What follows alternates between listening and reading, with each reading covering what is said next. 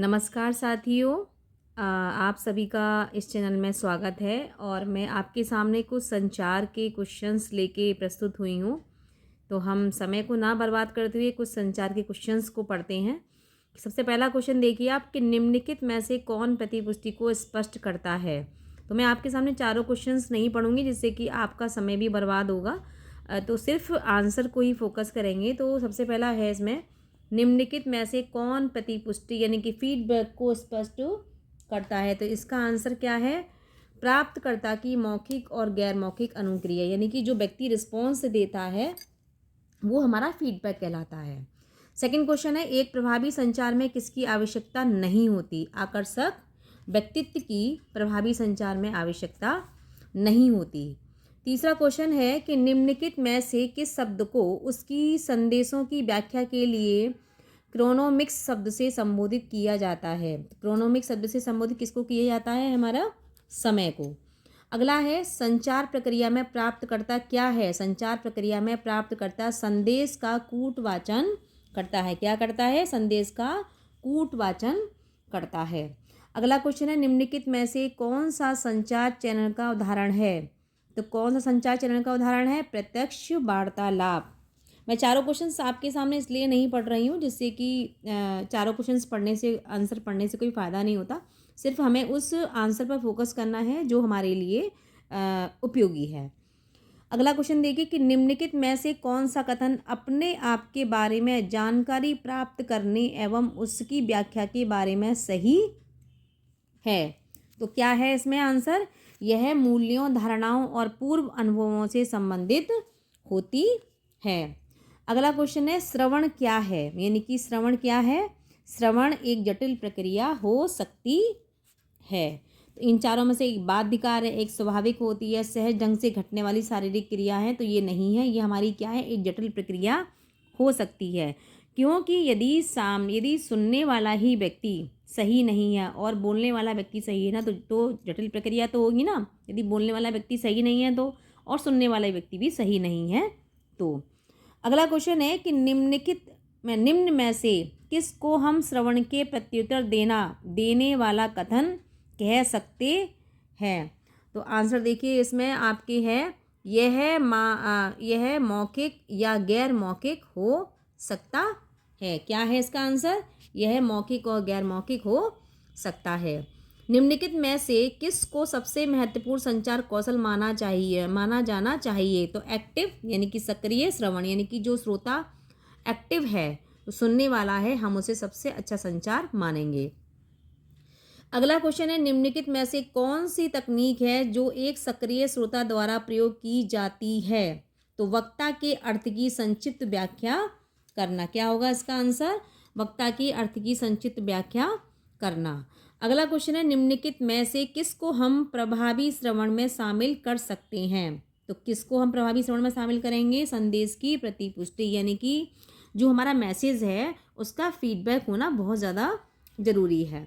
अगला क्वेश्चन है संचार के संदर्भ में शारीरिक गतिविधियों के वर्गीकरण को क्या कहा जाता है? यानी कि जो हमारी बॉडी की जो मूवमेंट होते हैं उसको हम क्या कहेंगे? उसको हम काइनेसिक्स कहते हैं। निम्नलिखित में से कौन सा शब्द चेहरे की गतिविधियों जो भावात्मक अर्थ को संप्रेषित करती हैं के संदर्भ में प्रयुक्त किया जाता है?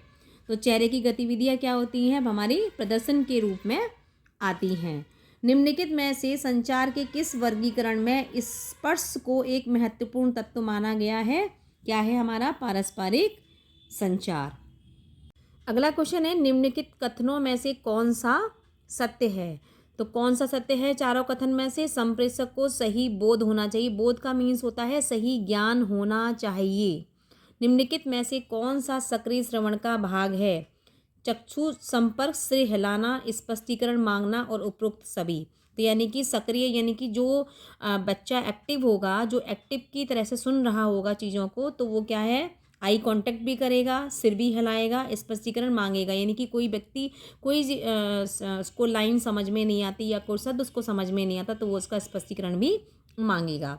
इसके बाद अगला क्वेश्चन है मूल्यांकन श्रवण सफल होता है? तो काय में सफल होता है मूल्यांकन करें? इसमें से ये चारों जो ऑप्शन है तीनों, इसमें से किसी में भी मूल्यांकन श्रवण सफल नहीं होता है। निष्कर्ष निकालने में, उद्दीपनों के बीच भेदों को समझने में, आकलन करने में इनमें से कोई भी नहीं आएगा। एक प्रभावी संदेशवाहक वह है जो संचार के बारे में बहुत स्पष्ट है। प्रभावी संदेशवाहक क्या है? यानी कि प्रभावपूर्ण संदेश, प्रभावपूर्ण जो मैसेज होता है वो संचार के बारे में बहुत ही स्पष्ट होता है, जो प्रभाव डालता है। प्रभावी संचार का संदेश प्राप्तकर्ता पर क्या प्रभाव होने चाहिए, क्या प्रभाव होने चाहिए, इसके बारे में विचार करें। यानी कि प्रभावी संचार का संदेश प्राप्त करता है, यानी कि मैसेज रिसीवर जो है, जो मैसेज को प्राप्त कर रहा है, वो क्या करेगा? संदेश को यदि जो प्राप्त करने वाला है, यदि उस पर प्रभाव है तो वो इसके बारे में विचार अवश्य करेगा।